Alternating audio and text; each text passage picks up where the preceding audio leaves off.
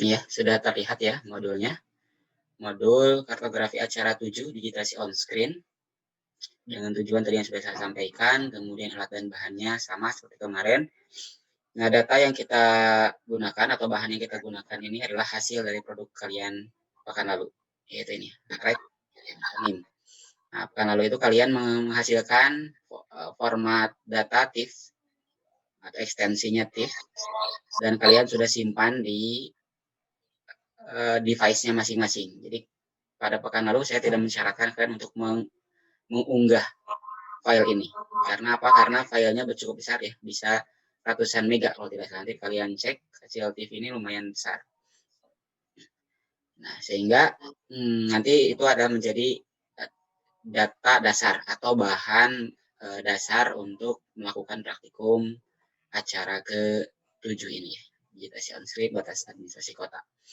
Baik, dasar teorinya ini kalian harus mengenal dulu terkait dengan data spasial.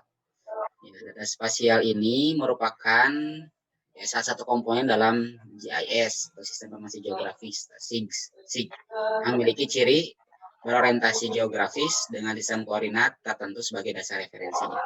Nah, jadi data spasial ini beda dengan data yang lain. Ini punya referensi, punya koordinat, di mana lokasinya di absolut. Kita akan bisa mengetahuinya. Sehingga data spasial sekarang ini banyak digunakan ya oleh orang-orang non-geograf.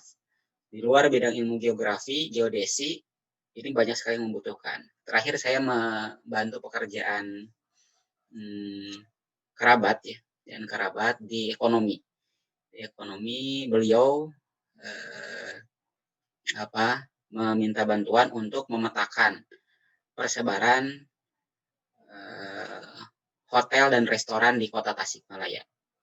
Untuk kebutuhan apa? Untuk kebutuhan database spasial pajak. Nah, ini luar biasa kan geografi ini sekarang banyak sekali diminati oleh orang-orang di luar keilmuan kita. Geografi, ya kesehatan gitu ya. Kesehatan, kemudian ekonomi itu membutuhkan informasi spasial. Nah, kalau misalkan kemarin misalkan yang saya kerjakan ekonomi hanya menampilkan data pajaknya saja, hotel ini pajaknya berapa, omsetnya berapa, nah itu kan sudah biasa. Dan informasinya juga kurang informatif, itu di mana hotel ini gitu. Kemudian juga bagaimana tampilan visualnya, bagaimana menyajikannya lebih menarik. Ya ini jawabannya. Sistem informasi geografis dengan menggunakan data spasial. Jadi selain kita tahu omsetnya berapa, wajib pajaknya siapa, kemudian juga berapa nilai pajaknya, kita juga bisa menyuguhkan ini persebarannya di sini. Hotel Horizon misalkan di mana lokasinya, kemudian restoran A misalkan di mana lokasinya, dan seterusnya. Sehingga dalam penyajian juga lebih menarik. Dan dalam artian ya bisa lebih mudah dimengerti juga gitu. Nah, makanya beruntung orang-orang yang mempelajari ini. Ilmunya banyak dibutuhkan gitu. Ilmunya banyak dibutuhkan. Nah, di sini kita bisa tekankan bahwa selain data spasial ini ada lokasinya, tapi juga disertai dengan deskriptif atribut. Nah, atributnya itu apa? Tadi yang saya sebutkan, misalkan nilai pajaknya berapa, kemudian siapa pemilik hotelnya, siapa pemilik restorannya, kemudian apa lagi tadi lokasinya di mana itu sudah jelas. Nah, atributnya itu adalah keterangan-keterangan tambahan di luar lokasi ini. Gitu. Luar lokasi. Kalau lokasi kan sudah pasti itu data spasialnya. Dan atributnya ini juga ya dia melekat ke dalam data spasial yang dimaksud tadi. Gitu. Nah, sehingga inilah yang dimaksud dengan data spasial yang akan kita pelajari dan kalian juga akan mendalaminya lebih lanjut gitu ya ke depan. Nah, perlu diketahui juga bahwa data spasial ini direpresentasikan dalam dua format. Ada format vektor dan ada format raster. Di sini ada gambarnya, ada visualisasinya supaya kalian lebih jelas memahaminya. Intinya, data spasial ini mewakili entitas di permukaan bumi, atau real world-nya. Nah, direpresentasikannya dalam bentuk titik, garis, dan poligon. Seperti yang sudah kalian identifikasi juga sebelum-sebelumnya di pertemuan kemarin, bahwa dalam simbol itu ada 3 ya, simbol titik, garis, dan poligon. Di mana titik itu juga ada, baik itu titik ataupun garis dan poligon, itu ada simbol yang nominalnya, ordinalnya, atau intervalnya. Nah, pada kesempatan ini kita hanya satu saja yang akan kita praktikan, yaitu data poligon ini. Data poligonnya saja. Nah, berarti poligon ini berkaitan erat dengan area, ya, dengan wilayah. Kita akan mengetahui atau mendigitasi wilayah administrasi Kota Bandung. Nah, atributnya bagaimana ya, nanti atributnya ke depan. Yang jelas kita akan buat dulu eh, apa namanya, entitas ini, poligon, yaitu area batas Kota Bandung. Nah, model data poligon mendeskripsikan objek-objek permukaan bumi seperti penggunaan lahan, jenis tanah, litologi, batuan, pola ruang, wilayah administrasi. Sehingga intinya poligon ini dia mempunyai luasan, Beda dengan titik, ya. Beda dengan titik kan misalkan masjid, sekolah itu kan titik. Kemudian tempat ibadah lainnya gitu, itu titik. Garis juga ini beda. Garis itu memiliki satuan jarak. Ya, misalkan jalan, sungai, itu garis di representasikannya dengan garis. Nah, kalau poligon dia mempunyai luasan. Nah, sebelum ke sana, kita juga harus mengetahui, kembali lagi ke sini, apa sih bedanya data vektor dengan data raster? Kan ada dua tadi, data vektor dengan raster. Data vektor ini ya secara visual kita bisa lihat di sini. Kalau vektor itu adalah susunannya dari titik, ya. Susunannya dari titik. Baik itu nanti menjadi jalan atau menjadi area, itu gabungan dari titik-titik. Nah, sedangkan raster ini konfigurasinya tersusun dari pixel atau picture element, atau kotak-kotak ini yang mewakili row dan kolom, atau baris dan kolom. Nah, jadi tampilannya seperti ini. Ya, contohnya yang paling mudah kalau raster ini ya dari citra satelit, kemudian foto kalian misalkan ya, foto selfie gitu. Nah, itu juga bagian dari data raster. Buktinya apa? Kalau di zoom in kan kelihatan ya. Kelihatan, misalkan kalau kalian di zoom in, pecah-pecahnya itu kelihatan. Jadi dia menunjukkan kotak-kotak ini. Beda kalau vektor, dia di zoom in sedetail apapun, tidak akan muncul pecah-pecahnya. Nah, itu perbedaan yang berikutnya. Kemudian selanjutnya juga data vektor ini dalam penyimpanan biasanya lebih ringan. Beda dengan raster, biasanya dia lebih besar kapasitasnya. Besar. Kemudian ekstensinya apa? Kalau vektor contohnya save file, DWG ya, dan lain sebagainya. Seperti yang akan kita gunakan yang SHP yang sekarang ya. Save file itu format ekstensinya atau file type-nya. Kemudian kalau raster ya ini salah di antaranya ada BIL ya, band interleaved by line, kemudian ada BSQ, band sequential, kemudian ada BIP, band interleaved by pixel, kemudian ada juga yang kemarin kalian praktekkan itu adalah TIFF. Nah, TIFF itu adalah format penyimpanan atau file type dari raster. Nah, itu kurang lebih ya perbedaan dari vektor dan raster. Nah, yang paling gampang ya kita bisa melihat pembedaannya dari sini, dari visualnya. Nah, atau dari tadi file type-nya.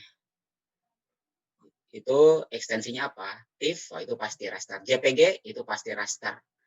PNG itu pasti raster. Ya. Dan seterusnya. Oke, itu ya.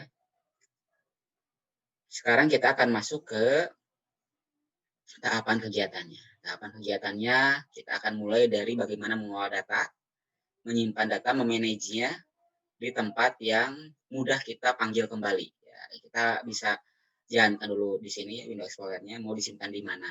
Pakai misalkan produk acara 7 namanya. Sehingga kalau kita nyari-nyari lagi, kita akan mudah untuk menemukannya. Kemudian aktifkan folder penyimpanannya. Nah, nanti kita koneksikan antara Windows Explorer yang biasa kalian gunakan gitu. Nah, nanti di sini juga kan kalian sebetulnya harus ini ya, harus mulai membiasakan diri menyusun database dengan rapi. Orang-orang geograf, surveyor gitu ya, SPIG ini, lulusan SPIG itu harus membiasakan menyusun data dengan rapi. Ya, dimulai dari apa? Dimulai dari menyusun data perkuliahan dulu ya, data perkuliahan pribadi gitu. Kalian jangan sembarangan nyimpan file-file itu bercampur aduk gitu ya. File kuliah menyampur dengan file misalkan kalian belajar yang lain, latihan yang lain gitu. Itu harus di manage. Misalkan perkuliahan itu dimulai dari semester 1 misalkan ya. ada file khusus untuk kuliah. Di dalam kuliah itu ada folder semester 1. Di semester 1 itu muncul lagi folder lain. Misalkan mata kuliah kartografi, mata kuliah geologi, mata kuliah hidrologi dipisah. Nah, begitu juga misalkan di mata kuliah kartografi ada teorinya, folder teori. Ada juga folder praktikumnya. Ada misalkan produknya apa, dibagi-bagi lagi gitu. Jadi rapi tersusun, sehingga kalau nanti nyari-nyari itu nggak susah. Gitu. Nah, dimulai dari itu. Nah, ketika seorang belajar GIS, awalnya itu adalah memanage data dulu, memanage data dengan baik. Nah, bisa dimulai dengan latihan seperti itu. Nah, nanti kalau sudah kalian bikin folder seperti ini, ya, dikonekkan dengan katalog yang ada di SIG atau di ArcGIS-nya. Nah, di ArcGIS juga ada tools tersendiri untuk memanage data, yaitu di katalog yang di pengantar kartografi sudah saya singgung, di modul juga sudah saya cantumkan. Katalog ini fungsinya untuk memanage data. Kemudian nanti dikoneksikan, kita sekilas saja ini ya, nanti kita praktikkan lebih jelasnya. Kemudian setelah itu nanti tentukan sistem koordinatnya. Kemudian tampilkan file data yang akan didigitasinya. Kemudian add data produknya gitu ya. Jadi masukkan yang rekening kemarin, hasil produk kemarin. Sehingga kalau kemarin gagal, ini nih direct name-nya, ini akan kesulitan. Ya, akan kesulitan melanjutkan praktikum selanjutnya. Karena data dasarnya adalah ini. Berdasarkan hasil praktikumnya kemarin. Kemudian baru kita buat wadah untuk menampung hasil digitasinya. Jadi kita buat dulu file data spasial poligonnya. Nah, nanti ketika kalian digitasi, maka si data tersebut itu akan masuk ke sini. Ke data wadah yang kalian buat. Yaitu berupa poligon. Karena akan banyak nanti, ada poligon, ada point, ada line. Atau polyline juga ya. Nah, sekarang yang kita bahas poligon. Nah, sebetulnya kalau kalian bisa di poligon ini, data titik atau point, data line atau garis, itu akan lebih mudah lagi. Jadi yang paling susah itu mengelola ini, poligon. Kalau titik mah kan tinggal mentitiki gitu ya. Kalau line tinggal ambil garis, udah gitu aja. Nah, kalau poligon ini akan membuat area. Nah, kalau namanya area kan melebihi titik, melebihi garis gitu. Titik itu sendiri kan gabungannya adalah ketika titik digabungkan dari titik A sampai titik B, itu akan menjadi garis. Tapi kalau titik maupun garis digabungkan dari titik A melewati titik B sampai kembali lagi ke titik A, itu dinamakan poligon. Nah, jadi secara logika kan ini lebih rumit. Nah, jadi kalau kalian nanti mengerjakan ini, praktikum ini, saya kira kalau disuruh membuat data point dan data line itu harusnya sudah bisa. Saya dipahami ya sampai situ. Nah, selanjutnya nanti lanjut ke sini ya. Kita akan step by step praktikumnya. Oke, silahkan dibaca. Kemudian nanti akhirnya kalian buat laporan praktikum dan hasil digitasi, semuanya diupload ke dalam Google Drive dengan ketentuan seperti ini. Kemudian produk listnya ini, laporannya step by step, disertai dengan print screen setiap tahapan, kemudian dibuat dalam format PDF supaya tidak acak-acakan nanti pas saya buka. Kemudian sertakan pembahasan pada bagian akhir laporan yang membahas kendala dan solusi selama pengerjaan. Dan yang terakhir hasil digitasi dalam format SHP. Jadi ada dua sebetulnya. Ini kan yang 1, 2 itu include dalam laporan. Kemudian nanti ada folder save filenya. Kenapa save file harus di folder? Karena save file itu tidak hanya satu file. SHP ini terdiri dari banyak file penyertanya. Ada .shp, ada .dbx, mungkin nanti ada .shx, ada .cpg, dan lain-lain. Nanti kita lihat ya. Yang jelas, kalau misalkan satu file itu hilang, maka SHP-nya itu tidak akan bisa dibuka. Nah, makanya itu harus dimasukkan ke dalam satu folder. Satu folder khusus gitu ya, digabungkan di sana. Nah, itu, baik, kita akan masuk ke demonstrasi ya. Kita lihat tutorialnya.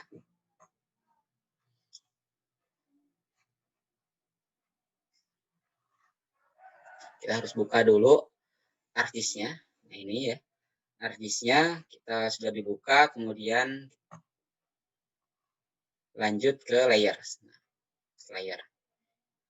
Tapi sebelum ini, tadi di tahapan pertama, kalian harus memasukkan dulu atau memanage dulu di Windows Explorer ya. Jadi Windows Explorer-nya kalian harus buat dulu folder. Buat folder di Windows Explorer dengan nama tadi. produk acara 7 ya, produk acara 7. Baik, kita akan buat dulu itu di sana. Nah, saya buka window Explorer-nya di sini ya. Sini di kartografi modul 7 digitasi on screen batasan. Nah, saya juga sama ini. Saya dosen UPI gitu ya, mata kuliah ganjil, mata kuliah bagi ada banyak mata kuliahnya, kemudian ini mata kuliah kartografi dan seterusnya. Sehingga mudah nanti untuk mencarinya lagi. Kemudian di sini buat new, kemudian folder produk acara 7 ya, sesuai dengan modul acara 7.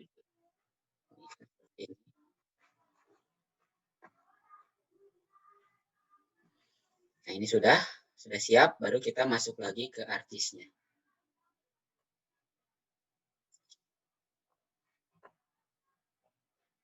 Nah, di artis ini kita akan koneksikan antara window explorer yang sudah kita buat foldernya dengan art catalog. Nah, art catalog itu di sini ya. Kalau kita arahkan maka akan muncul tooltips bahwa art catalog ini adalah untuk memanage atau mengolah data ya. Open the catalog window to access and manage your data. Kita klik ini, kemudian kita cari di folder mana tadi kita menyimpan. Untuk mempermudah kita klik ini saja. Iya, connect to folder. Klik connect to folder. Kita cari tadi di mana.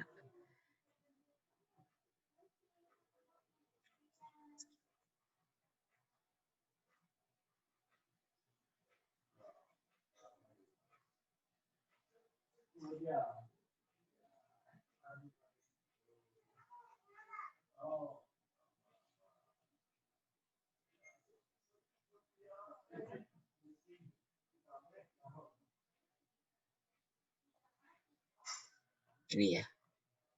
Produk acara 7 oke. Sudah, kalau sudah seperti ini, kita atur, sudah masuk ya. Jadi kita gampang untuk menyimpannya di situ. Kita atur dulu di layernya, coordinate sistemnya kita atur ya. Di kanan, kemudian properties. Nah, di sini kita pilih geographic coordinate system, kemudian pilih word, kemudian WGS 1984. Oke. Nah, itu sudah kita atur. Nah, kalian juga sambil lihat modul, silakan ya. Nah, sekarang kita akan masukkan datanya. Kita akan masukkan datanya di sini ya. Add data, atau di sini juga boleh. Add data, masukkan yang rek dan nim. Nah, ini saya kemarin pakai ambil yang punya mahasiswa ya. Angkatan 18. 1903-848. Nah, siapa ini punya siapa ya? Nggak tahu saya juga. Kita add saja.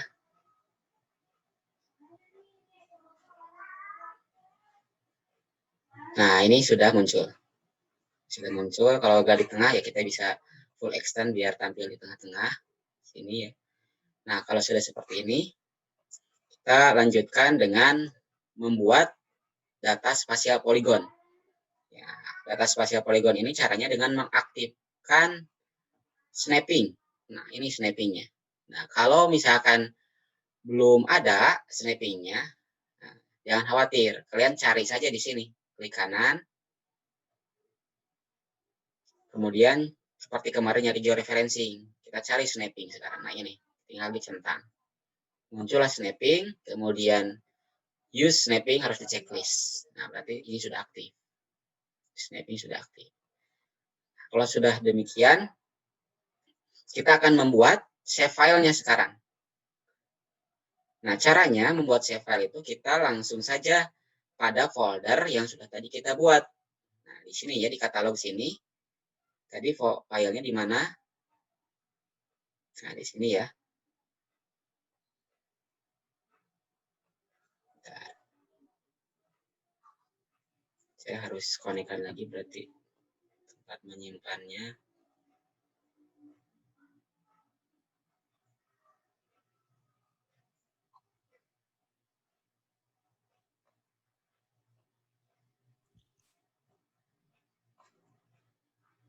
Nah, ini. Nah, di sini berarti. Di sini kemudian klik new. dan pilih save file. Nah, di sini ada banyak sekali file ya, jenis file. Nah, kayak yang kemarin pernah disampaikan di pengantar kartografi digital itu ada file geodatabase. Nah, kalau filenya nanti besar, sebelum ke save file, kalian buat dulu file geodatabase-nya. Sehingga nanti akan terkumpul di sini semua. Nah, kita hanya berupa batas administrasi yang tidak begitu besar, ya cukup langsung ke save file saja. Kemudian di new save file-nya kita akan beri nama. Ada yang sudah baca modulnya, ini namanya apa?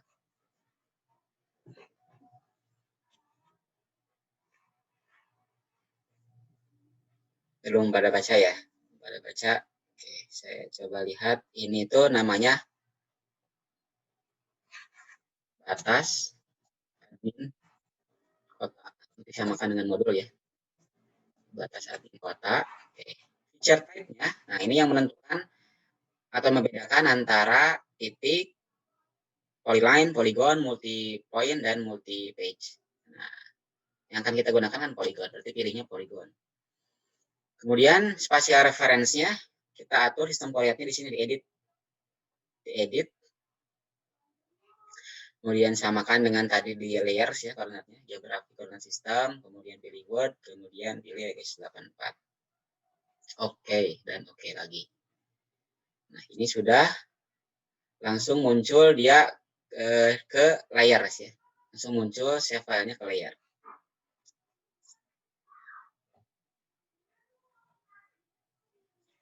Nah, selanjutnya kita aktifkan edit. Nah, di bagian editor ini ya. Jika kita akan melakukan digitasi, berarti kita harus melakukan start editing, memulai editing. Nah, di sini start editing, karena tempatnya sudah ada, ya kita tinggal mulai saja di start editing. Nanti kita akan mulai mendigitasi wilayah admin ini ya, wilayah admin yang sesuai dengan simbolnya. Simbolnya batas administrasi itu bisa dilihat di legenda. Nah, di legenda sebelah kanan, ini di muka legenda, ada simbol batas admin itu apa. Simbol batas admin, kalau Anda nanti lihat, itu simbolnya adalah strip titik 2 strip gitu ya. Strip titik titik strip titik titik strip titik titik dan seterusnya. Berarti yang akan kita digit, yang ada digit nantinya itu adalah simbol itu. Jangan kemana-mana, jangan melenceng ke yang lain gitu. Jangan melenceng ke yang strip titiknya ada 3, strip titiknya 3, jangan melenceng ke sana. Atau melenceng ke simbol jalan, jangan. Jadi itu sudah beda. Yang akan kita digigit harus konsisten, harus fokus di batas admin kota itu ya. Nah, tadi sudah muncul start editing, maka muncul create features ini ya. Nah, kalau nanti tidak muncul, biasanya beberapa kasus juga ada yang seperti itu. Jangan rewas juga ya, jangan khawatir. Kalian tinggal klik ini nih. Nah, di atas, di menu atas ini, ada create feature. Nanti akan muncul di sini, create features-nya. Nah, kalau sudah muncul, tinggal klik batas admin kotanya, kemudian di construction tools, pilih yang polygon, karena kita akan mengdigitasi polygon, ya bentuk polygon. Ada juga yang rectangle, circle, ellipse, freehand, auto complete polygon, auto complete freehand. Nah, ini juga nanti kalian silakan bisa coba-coba ya. Jadi pada dasarnya kalau belajar software ya kalian juga pasti tahu harus berani mencoba, harus rajin juga mencoba. Ya, jangan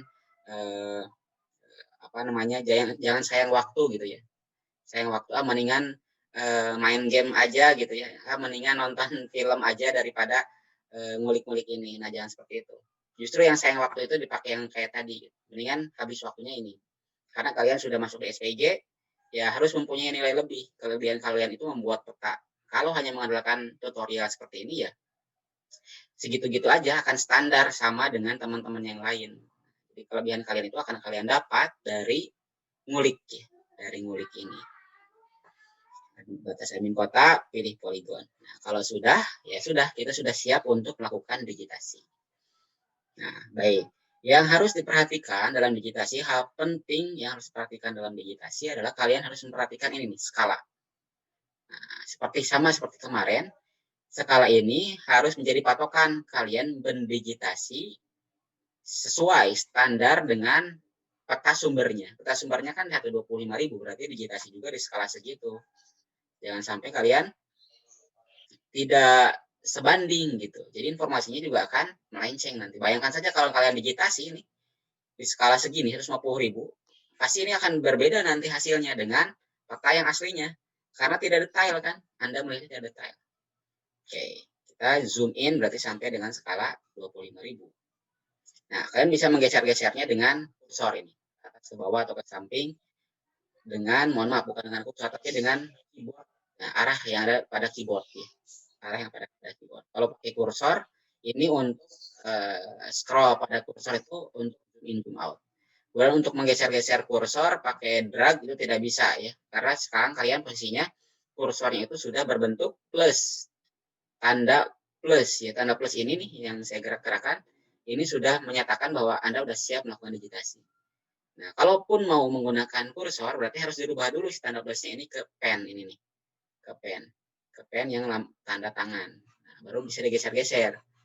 Tapi kalau sudah plus, ya itu sudah tidak bisa. Bagaimana untuk kembali lagi ke plus? Ya klik lagi aja poligonnya ini. Kemudian ya kita zoom in lagi karena belum. Nah, zoom in lagi dengan scroll mouse sampai 25.000. Nah, ini minimal dalam skala digitasi Anda pada latihan ini. Karena skalanya 25.000. Kalau 20.000, 24.000, 20 ya bagus gitu ya.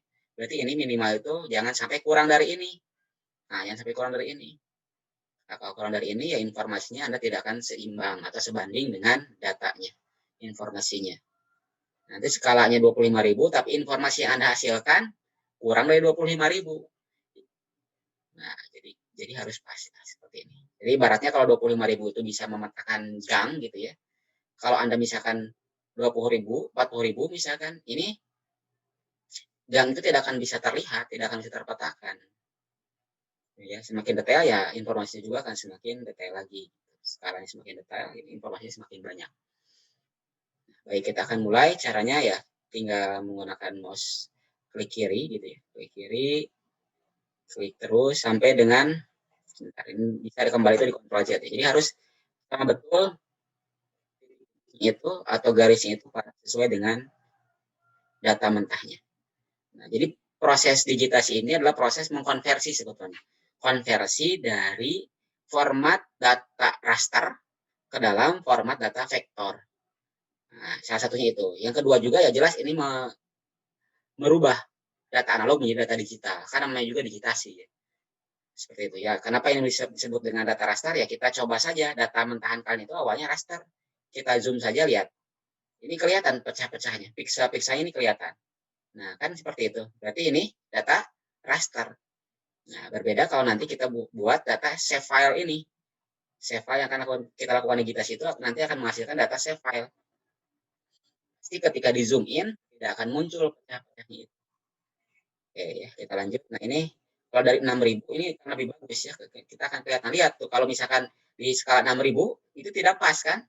Kita kelihatan tidak pas. Kalau di 25.000 tadi seolah-olah kita pas. Di datanya, di data awalnya gitu. Seperti pas tuh.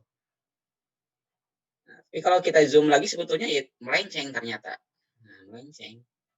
Jadi akan skalanya semakin tinggi maka semakin bagus ya. Kalau kita digitasi ya terus seperti ini. Gitu. Terus, nah kita harus pas di sini.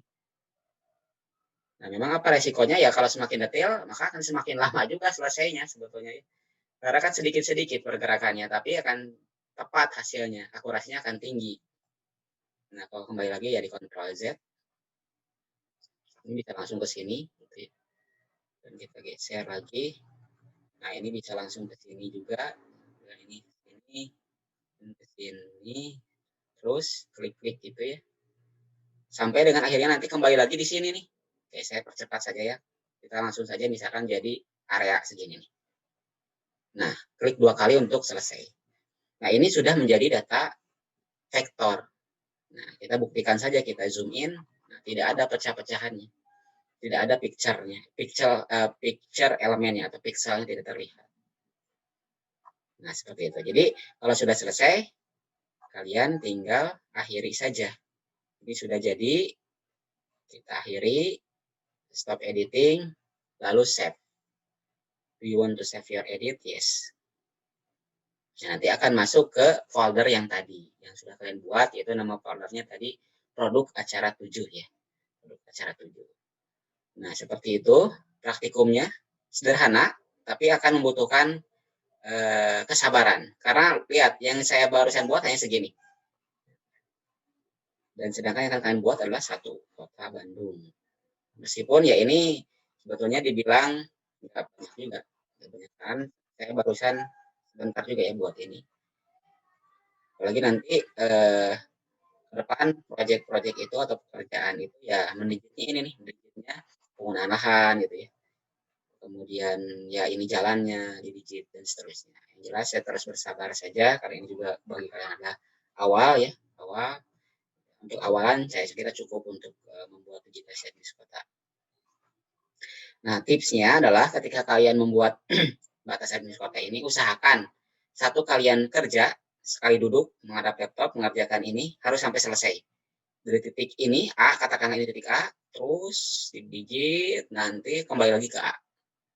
Kembali lagi ke A, jangan sampai terganggu oleh yang lain. Jangan sampai berhenti di tengah jalan, misalkan kalian tiba-tiba lapar gitu ya, tiba-tiba ngantuk. Nah, itu akan susah lagi kalian mau mulainya. Atau tiba-tiba ada yang nyenggol gitu ya, dan seterusnya. Nanti kalian harus ngulik-ngulik lagi, gimana ini cara menyelesaikannya, gimana cara memulainya lagi, harus dari awal lagi gitu ya. Yang lebih mudahnya harus dari awal lagi. Kalau mau lanjut lagi ya, kalian harus ulik bagaimana caranya. Jadi tips dari saya, sebelum kalian mengerjakan ya, persiapkan dulu. Jangan sampai ada gangguan, sehingga dari awal sampai akhir selesai. Gitu. Itu ya, bisa dipahami. Baik, silakan kalau Bisa, ada yang Pak. ya, kalau ada yang ditanyakan, maka